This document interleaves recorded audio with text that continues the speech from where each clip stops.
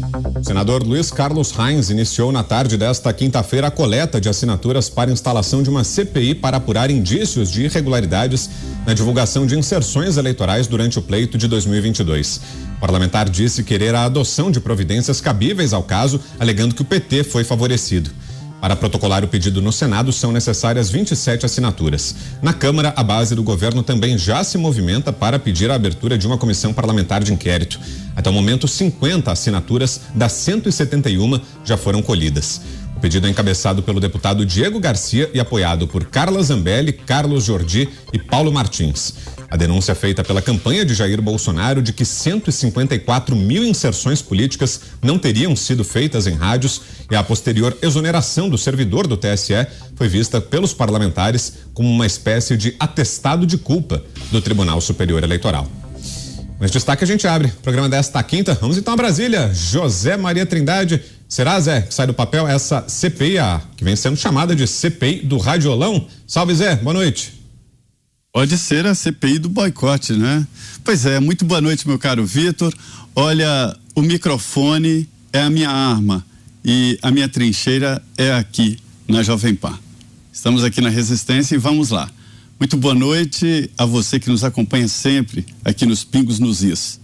Boa noite, Salles. Boa noite, Roberto. Boa noite.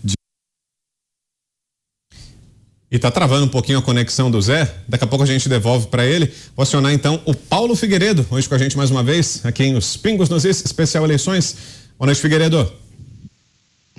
Noite especial para estar aqui com vocês, Vitor. Eu queria deixar minha saudação aos meus queridos Augusto Nunes, Ana Paula e Fiuza, os titulares aqui dessa grande seleção, e saudar também, claro, Zé Maria, quando retornar a sua conexão, o meu grande amigo Ricardo Salles e Roberto Mota, dois grandes queridos amigos. E a você também, Vitor, e a nossa audiência. Muito bom estar aqui com vocês.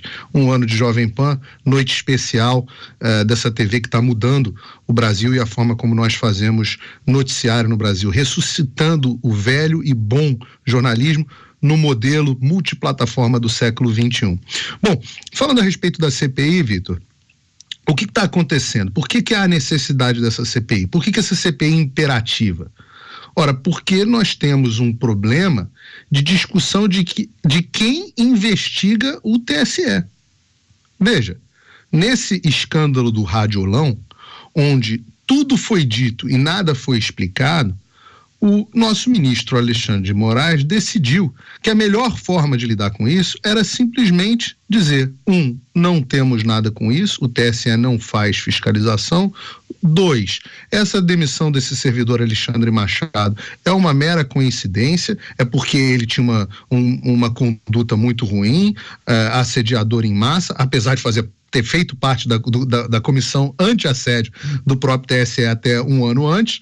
E, além disso, nós vamos fazer muito mais. Vocês estão fazendo muita pergunta. Chega de fazer tanta pergunta. A partir de agora, essas perguntas estão tumultuando. Você não tem o direito de se queixar. Não tem o direito, vocês estão tumultuando demais. Então nós vamos pegar essas perguntas que vocês estão fazendo e vamos transformar vocês em investigados. E sabe quem vai investigar? Eu, mato no peito, eu, Xandão. Eu, Alexandre de Moraes. Manda lá para o inquérito das milícias digitais, onde eu sou o xerife. Que é lá a chapa é quente. Diante desse descalabro, né, hoje ele falou, num primeiro momento fez um discurso hoje, e mencionou muito de passagem, não deu explicação nenhuma. Diante desse descalabro, nós temos que lembrar que ainda, pelo menos, temos um arremedo de república. E na república, o poder número 1 não é o judiciário, não é nem o executivo. O poder número 1 da república é o parlamento. E o parlamento, se o TSE se recusa a investigar que é o maior escândalo eleitoral que o Brasil já teve até agora, na sua história, se o TSE, o órgão Tribunal Superior Eleitoral, se recusa a investigar, o que seria realmente estranho, uma vez que eles são os principais suspeitos, suspeito não pode investigar a si mesmo, ora, há necessidade do outro poder agir, o poder número 1 da República, o parlamento. Então, o nosso Senado Federal já dorme em berço esplêndido. Perguntei ontem, ainda há Senado Federal no Brasil? dorme em berço esplêndido. Mas parece que agora, a princípio na Câmara, vai haver a iniciativa de uma CPI para investigar. É muito bom que uma CPI investigue, para entender o que aconteceu.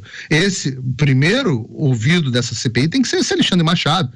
Afinal, é um servidor que sai fazendo uma denúncia gravíssima, cuja a imediata superior, o escalão acima, tinha ligações, a princípio, parece ter ligações tanto com o PT quanto com Alexandre de Moraes. Então essas pessoas precisam, essa é outra que precisa ser ouvida. O servidor, o secretário da presidência do TSE, que também parece ter recebido essas informações, esse também precisa ser ouvido. A CPI tem o poder de fazer pedidos de quebra de sigilo, requerimentos, intimações, coisas que são parte do processo de investigação. Porque veja, nós ficamos numa seguinte charada. O TSE diz que as campanhas é que são responsáveis por auditar e fiscalizar a veiculação.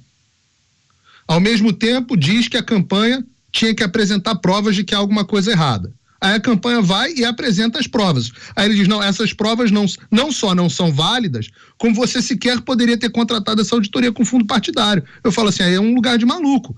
Porque você tem que ter as provas, mas você não tem meio para tê-las. E eles também se recusam a fazer investigação para obtenção de provas e as diligências. Então, só tem esse caminho. Só sobrou o parlamento. E isso nos leva a um cenário, Vitor, que é o seguinte: o que será do Brasil após essa eleição? Se Jair Bolsonaro ganhar ou perder, o Brasil precisa fazer alguma coisa com Alexandre de Moraes. E nós teremos um novo parlamento e um Senado que parece bem mais hostil a este. A análise agora é do Ricardo Salles. Boa noite, Salles. Boa noite, Brown, boa noite a todos. De fato, como disse o Paulo, o Senado Federal tem uma missão a cumprir. Não cumpriu até hoje por diversas razões. Primeiro, porque o Rodrigo Pacheco desempenha o papel que outrora foi desempenhado pelo Rodrigo Maia, ou seja, oposição ao governo. Claro que o Pacheco é mais sutil, tem menos polêmica e tudo, mas é o mesmo papel, né? Então você enterra todas as CPIs, enterra todas as investigações, enterra todas as questões que possam de alguma forma dar aso a essa moralização de diversos setores, diversos temas, não avança com as privatizações. Enfim, o Rodrigo Pacheco está fazendo esse papel e não é de hoje, né? Não é de hoje. Infelizmente, vamos ter que aguardar até a próxima legislatura para que haja um novo presidente do Senado e que, diante dessa nova conformação de senadores que se elegeram, há a expectativa de poder ter um senador, talvez até o próprio Rogério Marinho, que foi meu colega ministro e eleito agora senador. Há bons nomes aí como alternativa para justamente, né, colocar a ordem no coreto. Uma série de questões lá que precisam ser feitas. Agora, o Brasil não pode esperar a próxima legislatura, seja da Câmara ou do Senado. O Brasil precisa que as instituições se respeitem mutuamente, não adentrem nas competências da outra e que cumpram a sua missão. Esse tema que foi trazido pelos ministros Fábio Weingarten e Fábio Faria, vamos admitir que não esteja completo, não tenha todas as provas, não tem problema, investiga. Tantas e quantas investigações ao longo desses 3 anos e meio foram abertas contra o governo do presidente Bolsonaro, contra os seus ministros, contra mim, contra uma série de pessoas, sem fundamento nenhum, com um artigo de jornal sendo o único embasamento. Juntava o artigo do jornal e dizia, olha, isso aqui se for verdade é muito grave. Ninguém se perguntou, mas não trouxe provas, não. Então se pode ser verdade, vamos investigar para saber se é verdade. É o mesmo caso aí do radiolão, desse problema que está sendo noticiado agora. Até como forma de tentar demonstrar uma certa imparcialidade, que não é fácil demonstrar diante de todos os fatos que nós vimos. Mas você demonstrar alguma imparcialidade, teria que ter sido acolhida a petição, dado o segmento e lá na frente, se verificasse eventualmente que não tinha fundamento, arquiva. Verificou que tem fundamento, pune.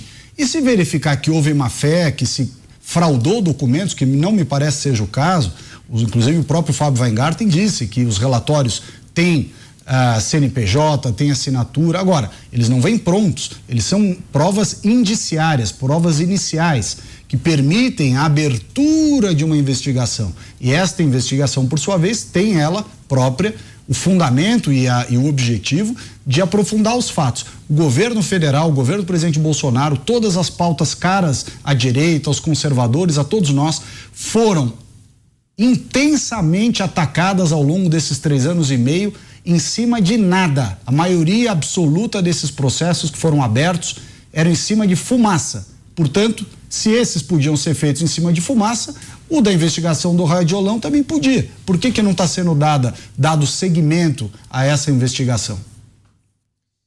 Você, Roberto Mota, que acha dessa ideia, Mota, possível CPI do Radiolão? Boa noite, Mota.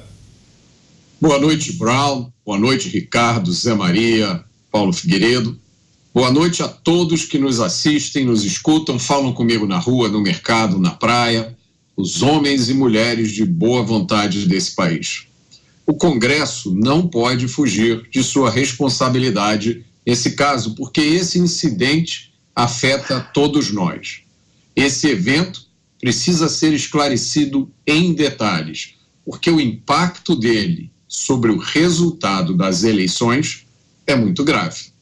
As eleições vão definir o futuro do nosso país.